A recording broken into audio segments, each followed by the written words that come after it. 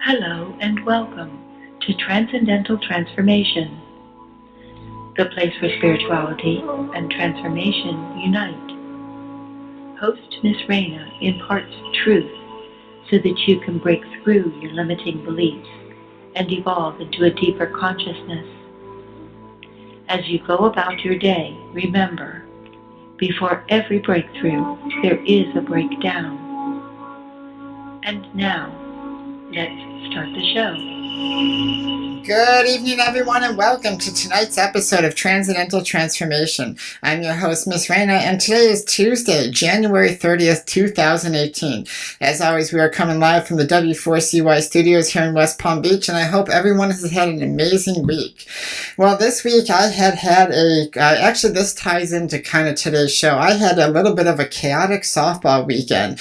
I was asked to do a tournament through a friend, and it was in a place that I've known down south in Miami, and I asked my friend, I was like, well, what team is it? Because I had a couple, incidences with these people, and she was like, I don't know what's going on. And I realized that when I got there, that it was the team that I've had some incidences with. And usually what it is, it's these 2 or 3 guys that make up this team, and just huge egos. They don't think much of women, and for some reason, they just don't think much of me. I don't know if I remind them of somebody. I don't know what the deal is, but from day one, they have not liked me, and they have made it clear. So much to the point that every time I've played with them, which has been a total of 5 times, they've always made kind of rude and discerning comments to me. And finally, last time I said I bit my tongue. The time before I bit my tongue, but this time I have had it, because you know what? I played softball pretty well. I do my job, and when someone disrespects me to the point of, our team was losing. Our team wasn't that good this time around. We didn't have a lot of strong players and a lot of people making a lot of errors. And when you're making the errors and then putting the blame on the people that aren't making the errors, and it wasn't just myself included this time, I have an issue with that. And so, when it was the last straw, Miss Raina has a point where I'm all kumbaya. I let a lot roll off my shoulders. I let a lot, I turn my cheek to a lot of things, but then there comes a point in time where, I've had enough. And when I caught the people talking behind my back and saying how bad I am, even though I don't know what they're thinking, I pulled the girl over, and I greatly apologized, and I said, I'm out of here, and I walked out of the tournament. Yeah, I left, because you know what, there comes a time and a point where I gave my word that I would play, but there comes a time and a point where you have to value your self-respect. And what point does that come in? Because I am big on my word, but I am also big on self-respect. I love myself. I love who I am. I know my capabilities. I know what goes on. And if you're going to be nasty to anybody, especially to you, and this is a good lesson, because this kind of ties into tonight's show. But what point is your breaking point? How do you know your boundaries? When is enough enough? And when are you okay walking away from something you love? As you guys know, if you've listened to me for 5 years, mostly every week I talk about softball when softball season comes in, so I'm very passionate about it. But I had no remorse walking away. I felt bad for my friend because I did tell her I was going to play, but I don't have to take that type of abuse. And so, you know what? I'm over it, and I'm going to make it a point that people understand who I am. A lot of the leagues that I do play in, people call me up, people ask for me specifically because they know my capabilities, and when that happens, you just have to learn to walk away. Nothing in life is worth, no sport, no trophy, nothing in life, no material items or anything is worth your self-respect. And so don't ever let anybody, walk all over you, talk about you or anything like that, because you're worth it, and that's the point that you have to get in life. If you know who you are, and a lot of people asked me that this weekend, aren't you upset? And I gotta say, I was a little upset, not at the fact that, that they were doing this, because this is something that isn't new, but just at the fact that, that I took my time to help them, and they showed me absolutely no respect for whatever reason. And it was from, like I said, it was from day one, and I don't know. So sometimes you just have to walk away because there's plenty of people, there's plenty of tournaments, there's plenty of people that want me and look at that, and you just have to learn about that. So eventually, you know, our paths will cross, and I will love to play against them because, you know, as kumbaya as I am, I'm also very competitive, and you know, it always comes around, doesn't it? So yeah, so it is a crazy weekend, but this week we have a couple games coming up. I'm excited because, you know, I love softball, and, you know, the past is the past. We're getting over that. We're moving on, and it's all good things. So Chad, how are you, my man? Kumbaya. How did I know you were going to sing that? I don't know. It was in my head. That's good. A little confrontation on the field. Now, was this your teammates you're talking about, or you're playing against them? No, I was this was a team that I was helping out. Yeah, it's helping out. What does that mean? Yeah, like, well, it's not my regular tournament teams, and so someone said, hey, we need a couple girls to fill in. Right. Can you do it? And it's an hour and a half drive away, and I've done it for them before too, and they've always kind of, and I just thought maybe that was them, but last time I was playing with them too, it was really obvious that it was directed towards me each time. These are teammates? Yeah, these were people that on your own team? Yes. Good for you for standing up for that crap. Because, you know, that's something we don't need to deal with anymore. But my weekend was good. We had a couple gigs, couple days on, couple days off. It was well balanced, and we had some beautiful weather too here in Florida. Oh, you like this cold weather, don't you? I like the cool weather. You don't.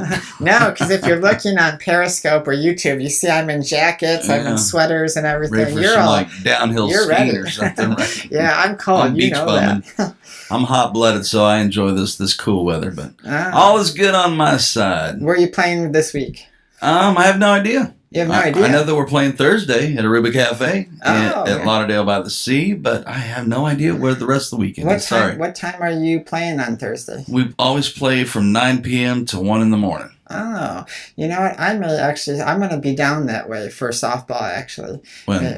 Thursday. My game's from 8 to 9, so. So, yeah, you just take, what is it? What is it? Community? Yeah, I don't know. Is that the road? Community? You take that all the way to the beach, and it dead ends right there at Aruba Cafe. All right. Well, I'll make sure it's on your social media, right? Yes, it is. Okay. All right. I will look. Well, Chad, thank you so much. It's good to hear from you. Good to see you. All right, everybody. If you want to call us in, you can give us a call at 561-623-9429. You can web chat me on the W4CY.com. Make sure you go to the App Store and download the W4CY radio app. And as always, we are streaming live on Periscope. If you go to Periscope, it's an app, and type in Transcendental 13. You'll see me waving to you right now. And as always, we are coming live, or we are recording live for the YouTube archive at youtube.com or youtube.com/Transcendental Transformation.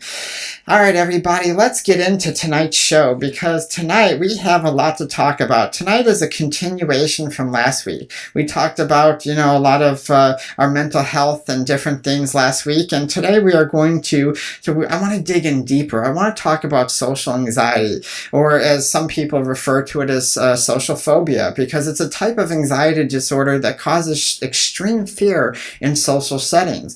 This disorder could cause trouble for talking to people, meeting new people, attending social gatherings. I mean, it could be fear of being judged or scrutinized by others. And many understand that the fears are sometimes irrational. There's no rhyme or reason to it, but we just feel helpless and powerless to overcome it. And it's debilitating. It causes so much stress within our life that if you've followed the show, you know that I have dealt with social anxiety, agoraphobia, anxieties of all different types, claustrophobia, and it can be very debilitating. And a lot of times, we go into these places, we want to make friends, we want to go to work, we want to be able to go to events and go out and have a little fun, but then all of a sudden we think about all the people that are going to be there, or what if this happens, and what if this situation happens, and then our mind starts to play tricks on us and creates all these irrational and unreasonable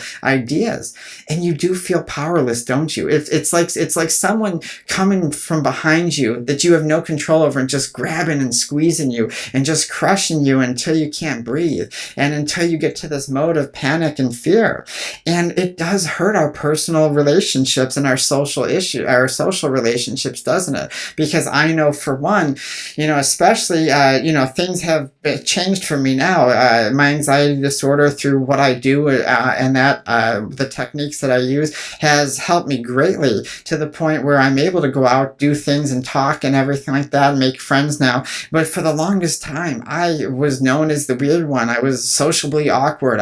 When people came around with me, they didn't know what to say to me, because I just came off with this energy like I was already freaking out. And a lot of times, I was a hermit. I stayed in my house. I didn't know what to do. And, I would sit and dream of a world where I would be like, oh man, this would be great if people were like this, and I could do this and all these different things. And it's nice to fantasize, but at the same time, we're missing out on life.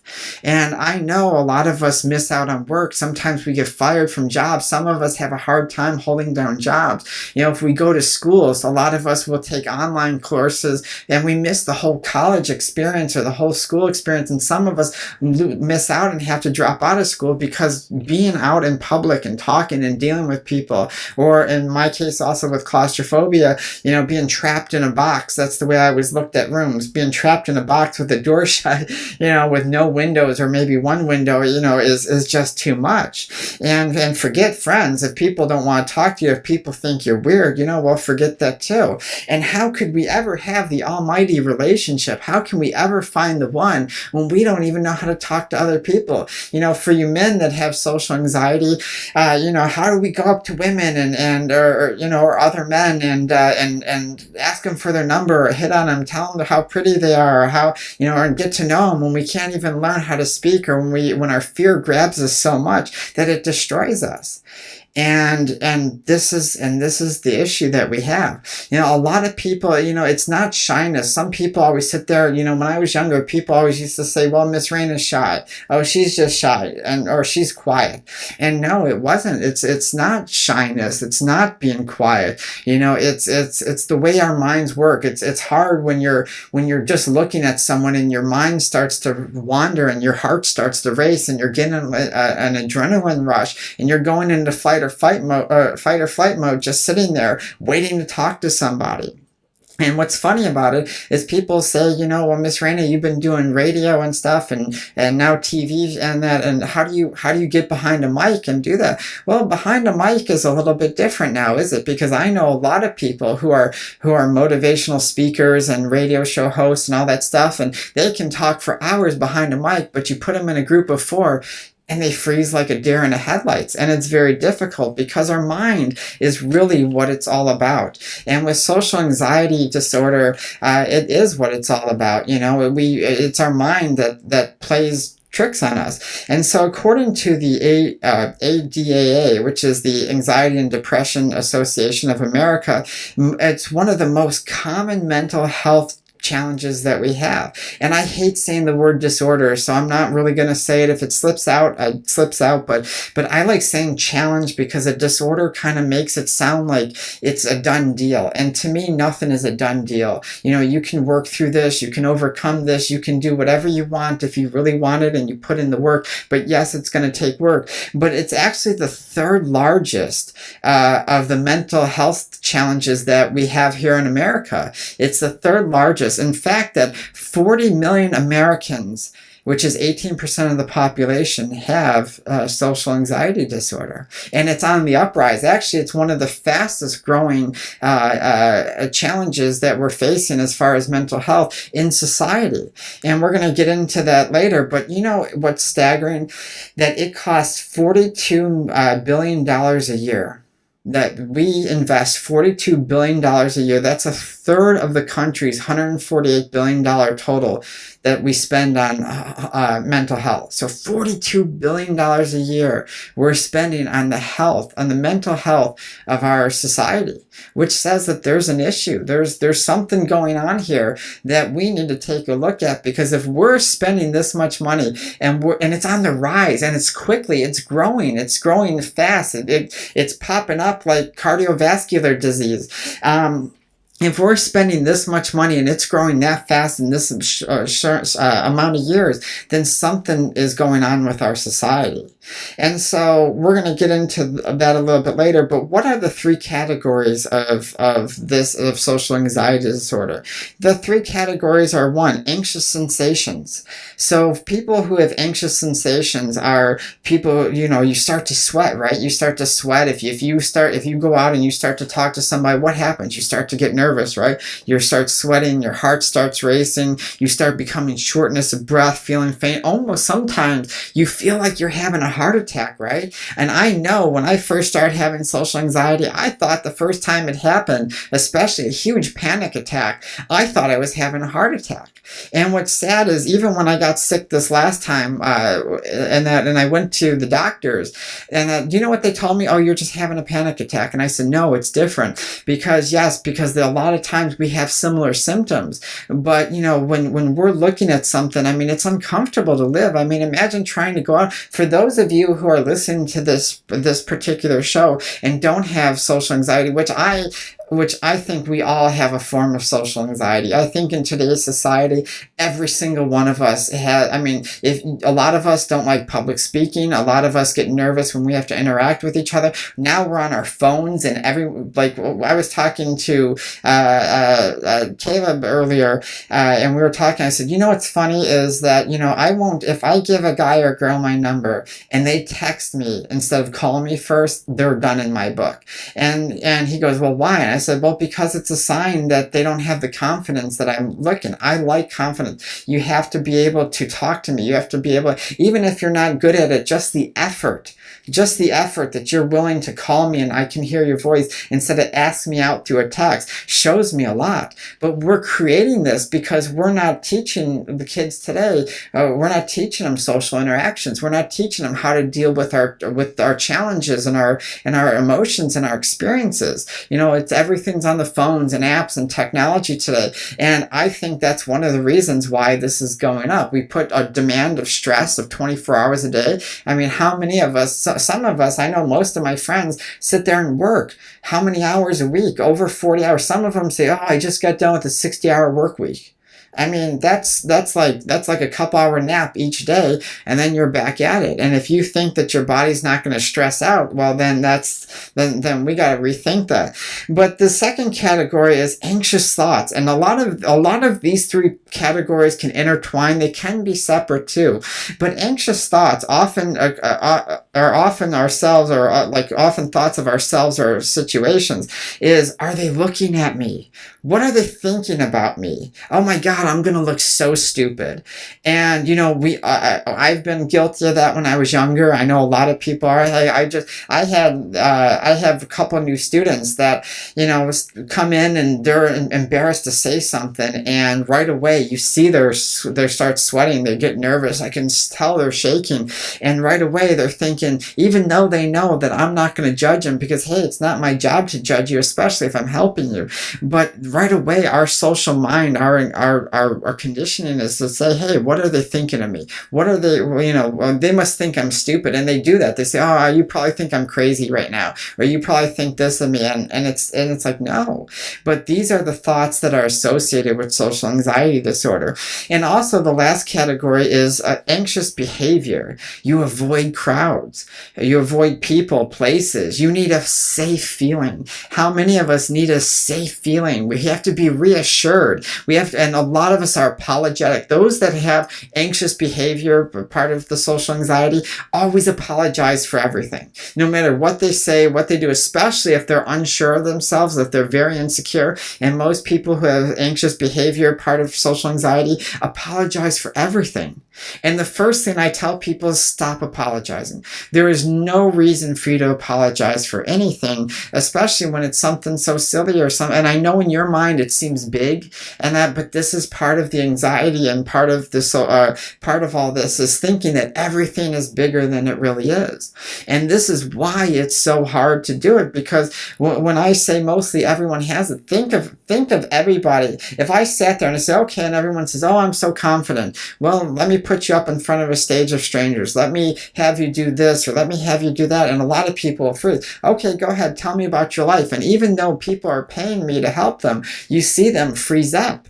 And like I said, it's becoming worse. It's becoming a part where society is creating it to the point where, because we constantly hear it. We look on, like, I was flipping through channels this last week, because whenever I'm doing a show, social media, the TV, the newspapers, everything are a perfect example of what our society is doing to us and what it's creating. It's creating an image that makes you insecure because it's a cash cow. If you're insecure, you think you need government or a magazine or these tips or anything like that, then it's easy money, and you're happily going to give your money because you think that they're going to fix you or make you into whatever it is. But they're constantly telling you that you're not good enough or you're not pretty enough. I mean, for women, I mean, it is amazing. I was having that conversation again today. I said, 20 years ago, even 10 to 12 years ago, like, people would flaunt over me, say hi, do all that silly stuff. I gained a little weight. I got a little bit older. Now no one even talks to me. No one even addresses me. No one, and our society says, well, if you have this perfect mold, then then we're going to pay attention to you. We're going to make you these things. And if you don't fit this mold, well then you're not going to be part of us. You're not going to be accepted into whatever. And I even see it on the softball field. Hey, I mean, I can hit home runs all day, and I do. And some pretty girl gets a base hit that barely gets out of the infield, and the guys are putting their arms around her, making it look like she just won the World Series on her own and everything, and saying how good. And it's the most amazing thing. And that tells our mind, whether you're a man or a woman, because men face it too in their own way. And that, I mean, men have just as much of this idea put on them that they have to be a man and they have to look and be strong and they can't have an emotion, to the point that it stresses you out. I mean, it does. And society tells you, I mean, you turn on the commercials after this radio show, not during, of course, but after, go flip through all these channels, I don't know, like women's channels and what's some of these, I don't even know, but some of the TLC and stuff, they're always telling you that you gotta be, and they're putting on these shows that make you feel that if you're not looking like this, you're not acting like this, then you're not part of the inner group.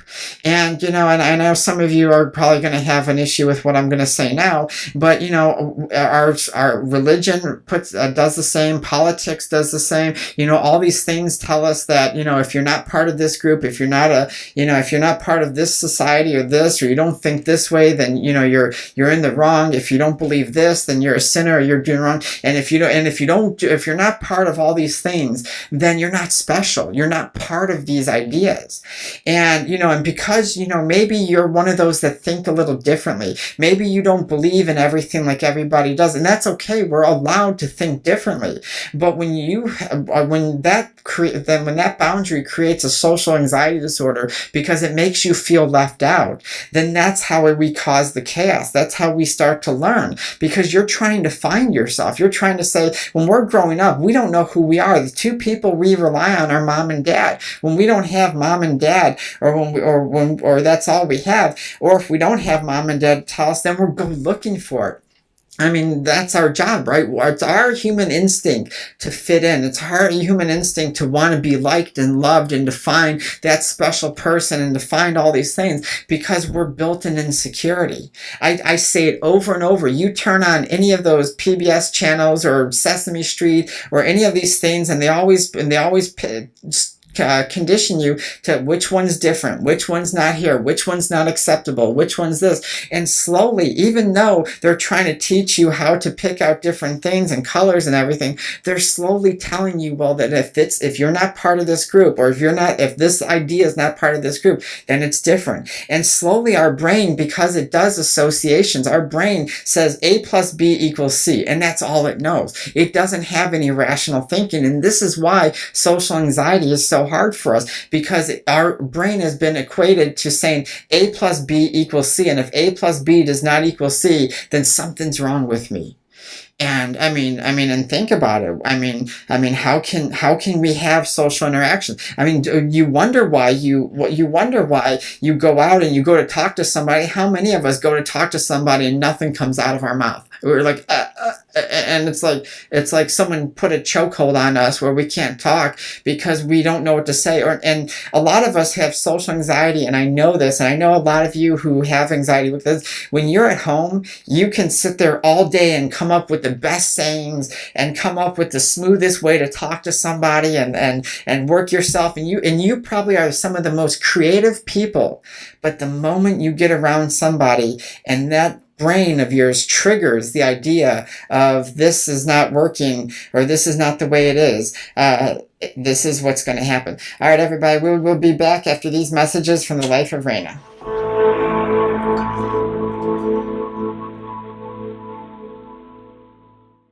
A message from the life of Raina. We live in a world faced with many tough challenges. Our lives become chaotic and filled with disaster ever so quickly, most of the time before we even realize. Our issues beat down our mental mindset, and an imbalance of emotions become prevalent.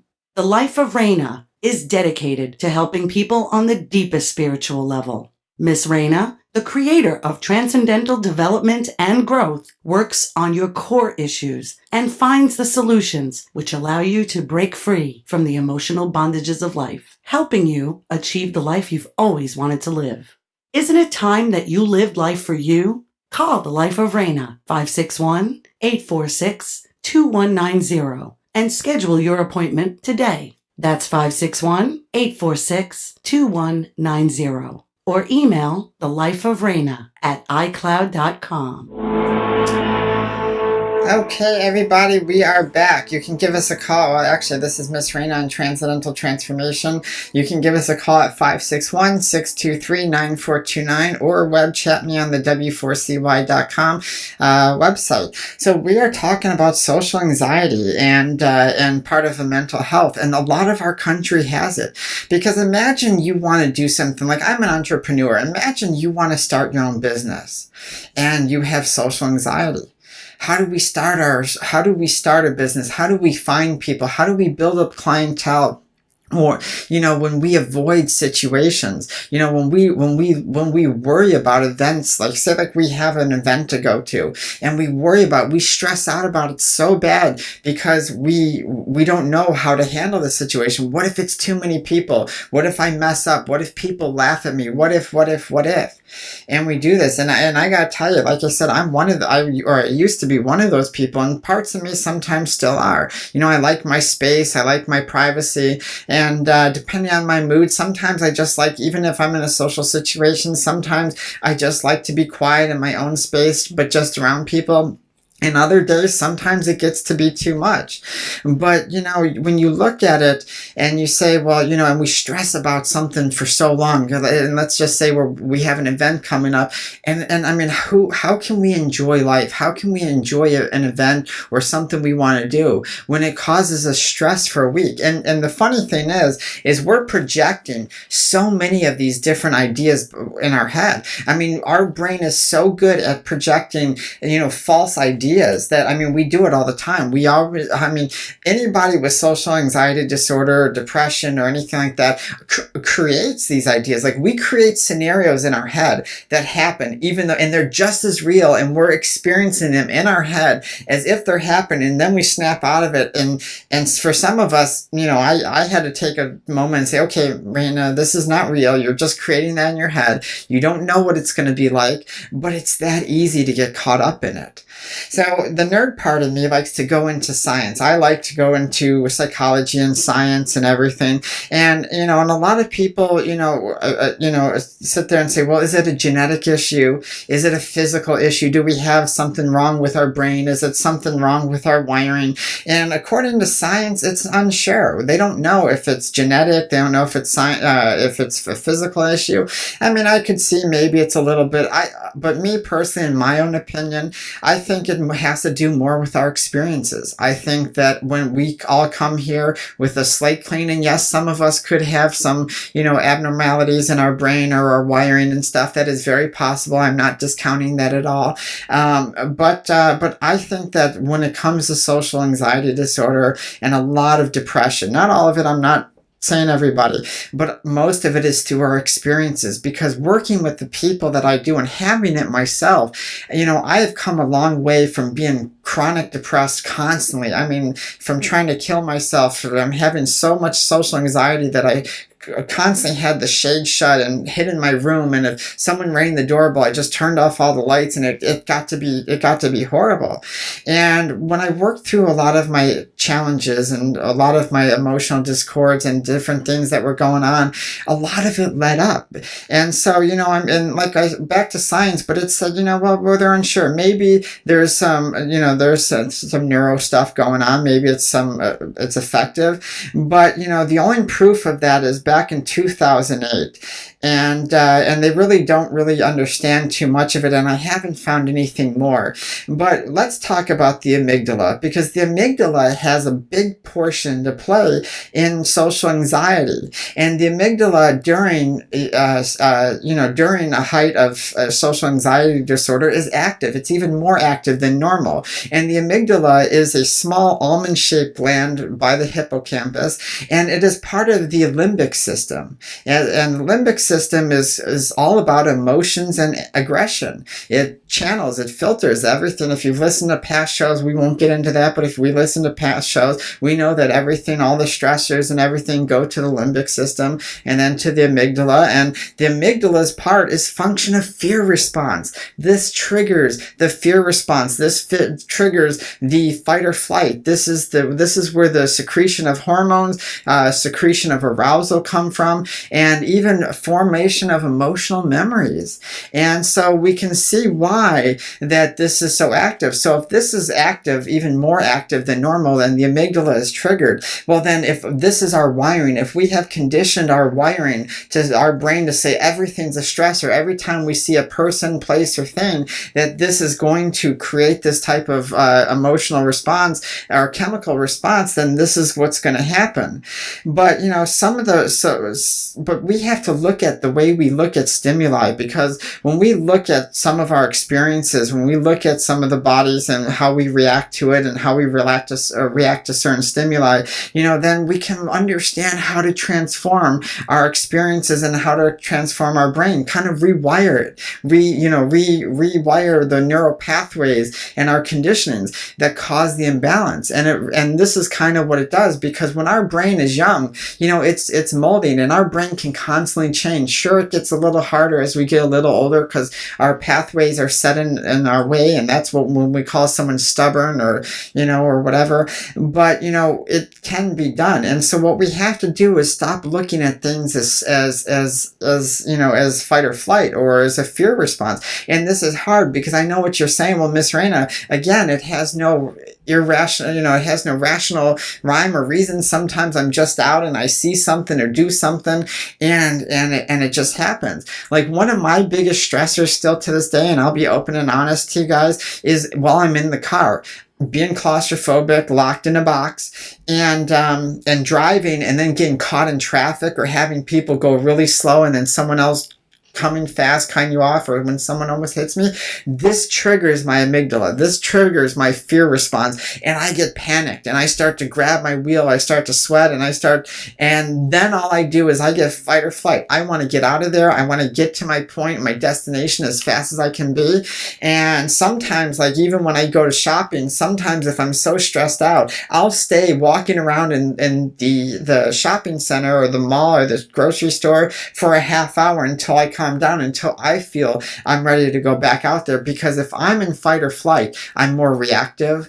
I may make a decision that maybe is not the smartest, because we remember that when we're in fight or flight, we don't make rational decisions. And we have to be able to, and once that happens, when I feel that, then I go back out there. But we have to accept things, because when we fear that we're going to be hurt or we're not good enough, that can be a damaging thing. And a lot of our social anxiety comes comes from that. It's the way I looked at social anxiety, it's always an insecurity of something. Whether we know it or not, there's always a trigger. Things don't happen for no reason in our mind, or in our mind. There has to be some sort of trigger. And so I always look at it, and for my experience, it always seems to be the same couple of things. Either, again, we're going to be hurt by somebody, or we've been hurt by somebody, and we associate all these situations with that one person. So one person could have betrayed our trust. Maybe it was a toxic relationship. Maybe it was somebody that we worked for 10 years, and then they turned around and cheated us out of all this money and fired us and blah. But whatever it is, and then we associate all these different people with all these different things. And if I take the example, maybe my softball, the softball weekend, what if these guys, or at least especially this one guy in particular, what if I look like somebody he used to date? Maybe I do. Who knows? I don't know.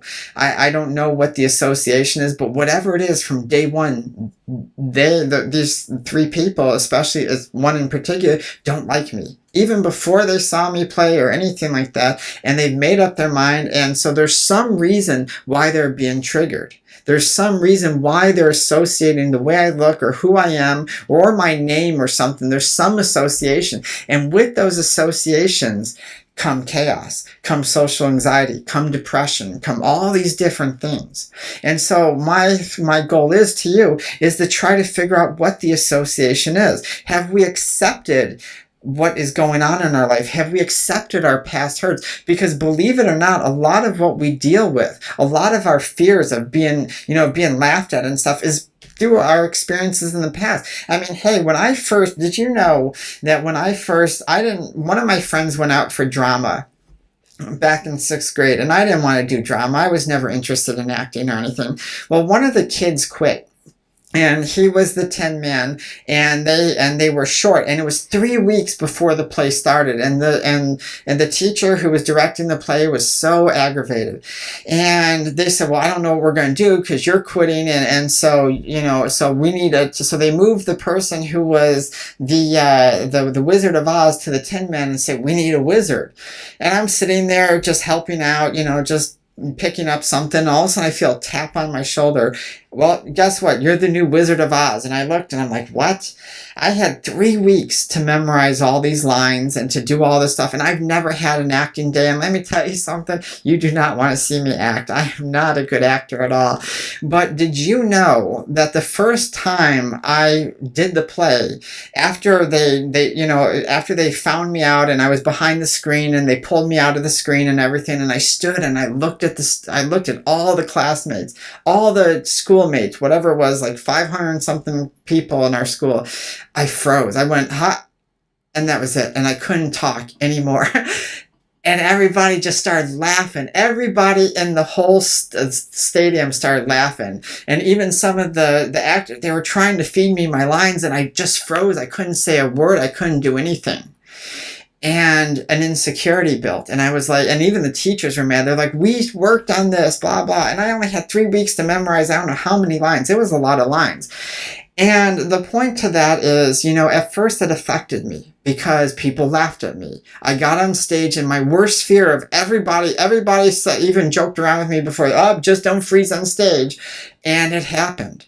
And you know what? It was one of the best things that ever happened to me. Why? Because at first I was embarrassed to show my face. I had so much social anxiety that I missed school constantly because I constantly had panic attacks because I was afraid. And when I finally did go to school on those things, that's all people said to me. Oh, hey, there's Miss Raina. Hey. And then they'd stop in the middle of their sentence as a joke to meaning I froze. I didn't finish my lines. And the reason why I says it was one of the best things that happened to me, because it made me conquer my fear. It taught me that no matter if someone laughs at me, if I mess up, no matter what I do, if I keep pushing at it, I can overcome it. And no matter what I can do, and it's just laughing. And to me, I look back at that and I look at how pivotal that was. That still affects my life, but but in a powerful way. I could have that situation crippling me. I would not be doing the radio show. I would not be doing a TV show. I've never done a radio show in my life. I've never been trained for it. I've never been trained for a TV show, but yet I'm doing it. I've never been trained to do public speaking, but yet I'm doing it. Why? Because that very instance of people laughing at me and mocking at me, which at first created all sorts of social anxiety that made me stress out and made me miss school. Once I realized that the power was on how I perceived it, it changed from social anxiety to power. And that is acceptance. That is when no longer fear or anything can hold against it. And so a lot of times in our social anxiety, a lot of times in our depression, it is our insecurities and our fears of what could be or what's going to happen. Even if it's not reality, we have created a situation that we worry about these social and we stress out and we make up all these crazy ideas about all these things that are going to happen. And it stops us from doing what we do.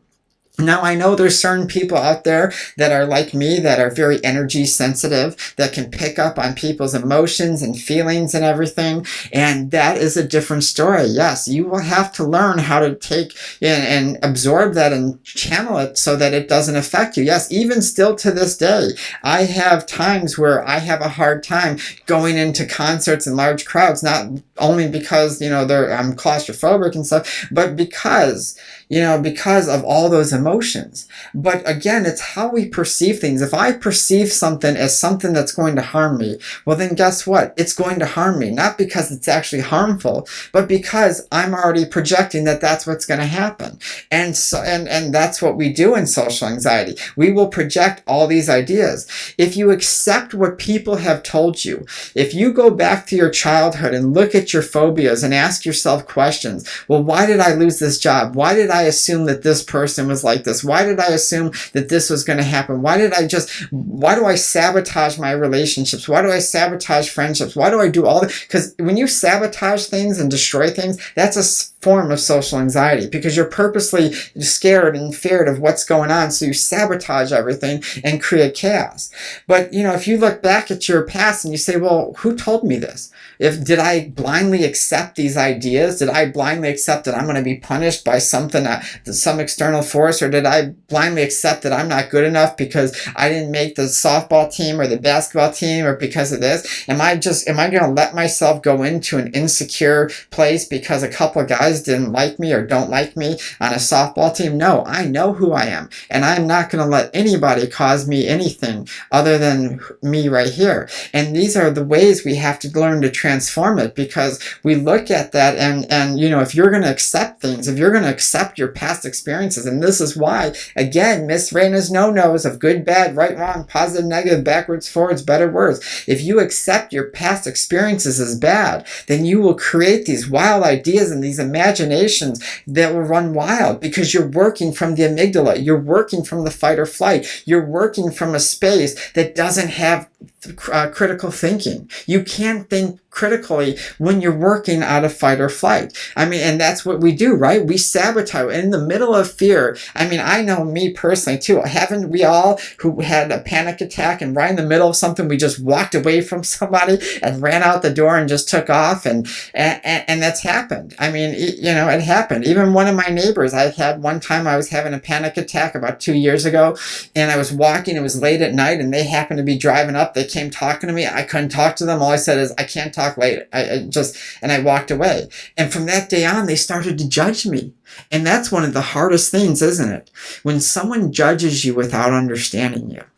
You have an experience, it's hard to control, your heart's racing, palpitations are going, you're stressing, you're sweating, you're having all these irrational feelings and thoughts, and then someone comes up and judges you and makes it worse, right? And that's horrible, because why would I want to interact with somebody that's going to make me feel even worse than that? Why do I want to interact with somebody when all they're going to do is judge me? If I don't believe in this idea of religion or spirituality, I'm going to get judged. If I don't believe in this politics, if I don't believe in this idea, if I'm not like this, if I don't like these people or this, then I'm getting judged.